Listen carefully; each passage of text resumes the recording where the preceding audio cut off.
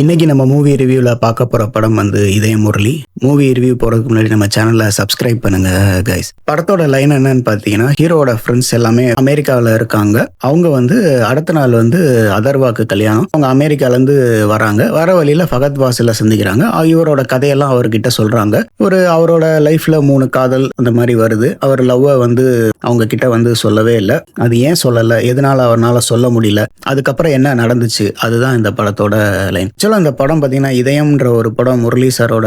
அதுலேயும் வந்து அவர் வந்து லவ் சொல்ல முடியாமல் இது பண்ணி அவர் இறந்து போயிடுவார். அந்த படத்தோட டைட்டில் வச்சு இதை வச்சுட்டு இவரும் இந்த படத்தில் லவ் சொல்ல முடியாதுன்ற ஒரு கனெக்ட் தான் இதயம் முரளின்னு சொல்லி இந்த படத்தில் அவங்க வச்சிருக்காங்க. படத்தோட ப்ளஸ் பாயிண்ட்ஸ் என்னன்னு பார்த்தீங்கன்னா, சினிமாட்டோகிராஃபி ரொம்ப அருமையாக இருந்துச்சு. ரொம்ப செலவு பண்ணி நல்ல கிராண்டியாக ரொம்ப நல்லா பண்ணியிருக்காங்க. படத்தில் வச்சு அத்தனை ஆர்டிஸ்டுமே அந்தந்த கேரக்டருக்கு ரொம்ப பொருத்தமாக இருந்தாங்க. அதர்வா, காயடு லோகர், பிரீத்தி முகுந்தன், ரக்ஷன், பரிதாபங்கள், சுதாகர். ஸோ இவங்க எல்லாமே வந்து அந்த கதாபாத்திரத்துக்கு வந்து ரொம்ப பொருத்தமாகவே ரொம்ப நல்லா இருந்தாங்க. ஃபகத் ஃபாசில் கேரக்டர் அவருக்கு வந்து பெருசா அவர் பயங்கரமான ஒரு ஆர்டிஸ்ட். பட் பெருசா இது இல்லைனாலும் அந்த கேரக்டர் அவரால் என்ன பண்ண முடியுமோ அவர் நல்லாவே பண்ணியிருந்தாரு. படத்துல வந்து ஒரு அன்எக்ஸ்பெக்டடான ஒரு கேமியோ ஒன்று, ஒரு சர்ப்ரைஸான ஒரு ரோல் ஒன்று இருக்கு. அது நீங்க படம் பார்த்தே தெரிஞ்சுக்கோங்க. ஒரு ஃபீல் குட் ரொமான்டிக் காமெடி ஃபிலிமா நல்ல ஒரு ரிச்சான ஒரு சினிமோட்டோகிராஃபி ரொம்ப நல்லா ரிச்சா எடுத்திருக்காங்க. படத்தோட பேக்ரவுண்ட் ஸ்கோரிங், மியூசிக் எல்லாமே நல்லா இருந்து கொடுக்கப்பட்ட ஆர்டிஸ்ட் கதாபாத்திரங்கள் எல்லாமே சூப்பராகவே பண்ணியிருந்தாங்க. படத்துக்கு மிகப்பெரிய ஒரு பிரச்சனை படத்தோட லென்த் 2.25 மணி நேரத்துக்கு மேலே ஓடுது. ஸோ இந்த படத்தை இன்னும் கொஞ்சம் எடிட் பண்ணியிருந்திருக்கலாம். ஸ்க்ரீன் பிளே வந்து இன்னும்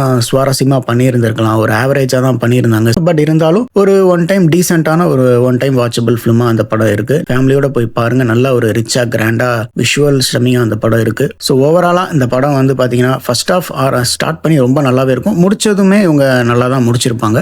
இந்த படத்துக்கு நம்ம கொடுக்க போற ரேட்டிங் வந்து 5 out of 2.75 கொடுக்கலாம். மீண்டும் இன்னொரு ரிவ்யூல பார்க்கலாம். பாய்.